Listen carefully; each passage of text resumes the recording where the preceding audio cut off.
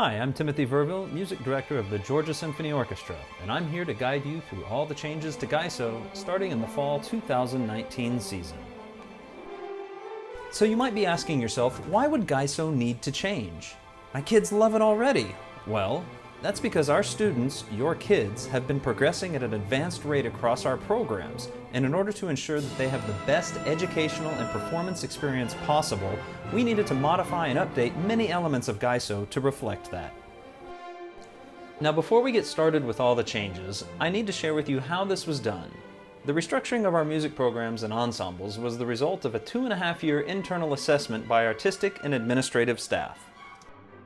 The results and subsequent modifications to GYSO were guided by insights and observations gained during this time and also included evaluation of the history of all program elements, comparison to similar programs across the country, consultation with outside educators and music professionals, and parental observations and feedback made over the past few seasons. You talked, and we listened. So with all that in mind, let's take a look at the changes to GYSO.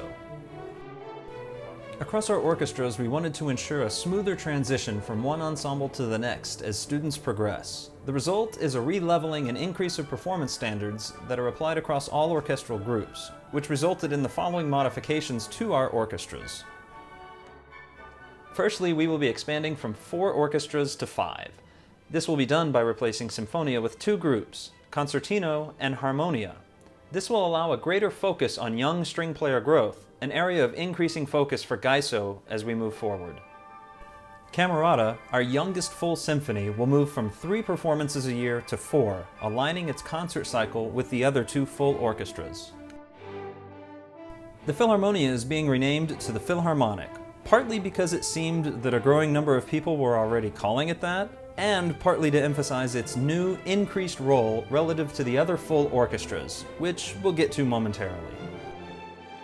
Starting this fall, the total number of students performing with the GYSO Symphony will be reduced.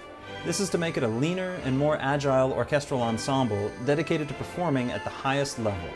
And subsequently, how a student places in the GYSO Symphony has also changed. Direct placement into symphony is only available at our May auditions. During the season, if an opening occurs in symphony, placement is only possible through promotion of our Philharmonic players who have already passed the symphony audition but may not have been able to join symphony immediately due to some sections reaching their maximum player capacity. This means there is no longer an external waitlist for symphony. Students who wish to be considered for symphony at any point in the season are welcome to register for a symphony audition at scheduled times that occur throughout the year. Upon completing a successful symphony audition, that student must perform with the Philharmonic until an opening occurs. Additionally, expectations for consistent attendance and musical preparedness have increased for the symphony, so get ready to play some tough stuff. And now, onto our chamber groups. Our string quartet and brass quintet groups are now honors ensembles, with placement based on 2 auditions per year, replacing the previous single placement audition. This will allow more students the chance to participate in these groups. And due to the demand of chamber music with string players, we are adding a program called String Symposium, a string-only chamber ensemble established for the mastery of technical and performance skills in a smaller ensemble setting. This group is available to Philharmonic and symphony string players who have passed the symphony audition. We are also expanding into a new area of chamber music by establishing the GYSO Flute Choir. Please check our website for information regarding specific details of this new ensemble. Rehearsal times are modified, with the exception of jazz, to accommodate our ensemble growth and to rectify many logistical issues that arose over the past several years. These new times and possible location changes are also available on our website. Getting into the administrative side of things, tuition payments are now spread over 6 months versus the current 3-month system. This was done to help facilitate a family's ability to plan for tuition expenses over a longer period.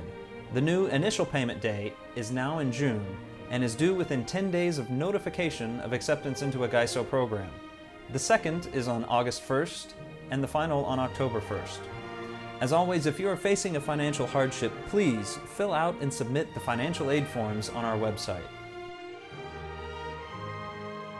This was a lot to cover in about 5 minutes, so this information is also available on our newly revamped website. And if you still have questions, feel free to reach out to our education director. She's always happy to hear from you, especially if you send her funny music pictures. So thanks for watching this guide to GYSO changes, and we look forward to great music making with all of our wonderful students in the near future.